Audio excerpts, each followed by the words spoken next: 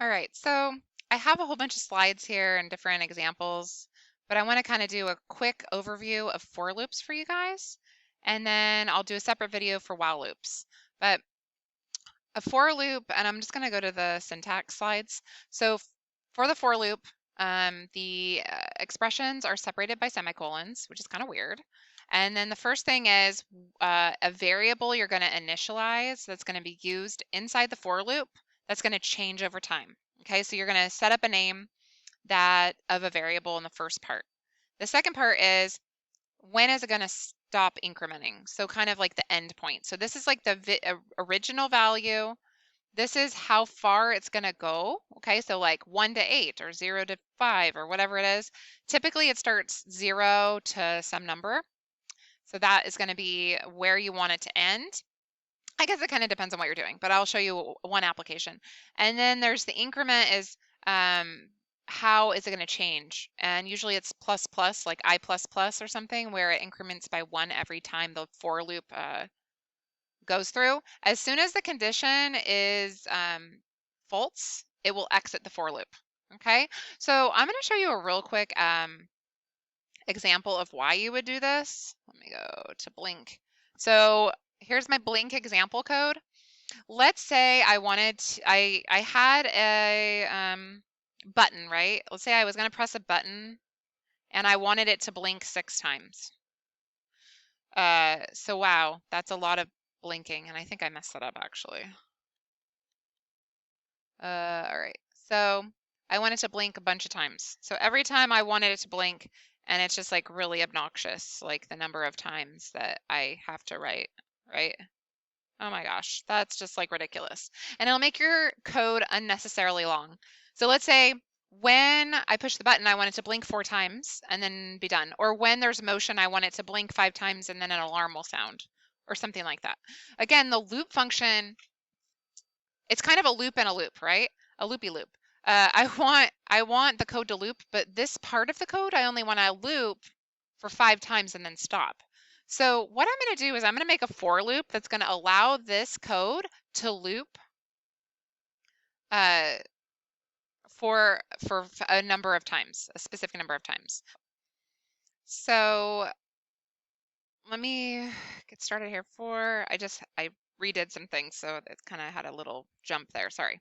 So for, and then the first part of my for loop again is my initialization.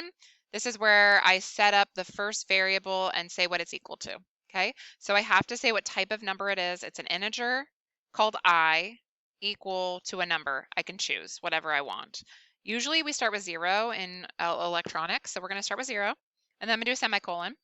The next part of my for loop is the condition. So when is it going to stop? So I'm going to say when I is less than 4. So while I is less than 4, I should say. And once it's bigger than 4, so once it gets to 4, wait, 0, 1, actually I want to do 5 because I want it to get to 5. There's 2 ways I can do that, right? I can go less than or equal to 4, or I can say less than 5, okay, whichever one. And then I go I plus plus, and then there. So now what this is going to do is first loop I is 0. It tests the condition. Is 0 less than 4? Yes, it will do it 1 time. It will increment it by 1. Then it will test is 1 less than 4? Yes. And then 2 is less than or equal to 4. 3 is less than or equal to 4. 4 is less than or equal to 4. And at 5, it will exit the for loop. Okay, so it will do whatever's in the parentheses 5 times. Anything I want it to do. I want it to blink, so I'm going to move this code up into the for loop, and I don't need anything else because it's going to do this automatically. Okay, so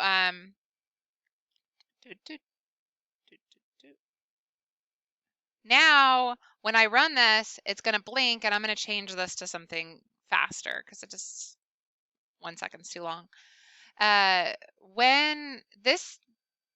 The problem with this right now is that I have the for loop inside the loop function, meaning I won't tell if it's just blinking 4 times. If I were going to test just this bit of code, I would actually move it into setup because setup only happens one time.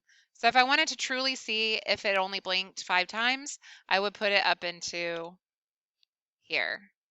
And I'm just going to clean this up. Oops. There. Okay, so I hate spaces, sorry.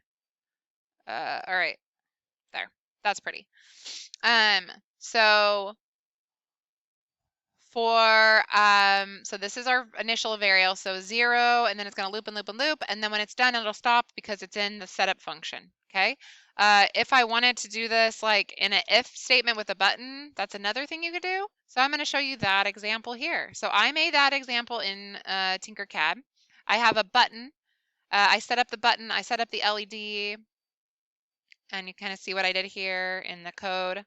And then I'm reading the button, I'm testing if the button is exactly equal to 1, I'm going to blink the LED 4 times. If it's not equal to 1, after it blinks 4 times, it's going to turn off. Okay, so when I click the button, 1, 2, 3, 4, off. Okay, and I can make it do 5 if I made this equal, right? I put it equal, so I have to stop my simulation in order to change the code. If I do that, I'm going to start my simulation. Now it's going to do 5. 1, 2, stop. Okay, if I hold the button down, it's going to keep going and going and going and going and going until I let it go. 1, 2, 3. Oh, so it's kind of different. If I actually hold the button down, it'll keep blinking. So it'll do the 5 if I click it and let it go. Anyway, so that might be useful to you in your journeys of coding. You're welcome to take anything from here that you need, and I will talk to you later. Good job.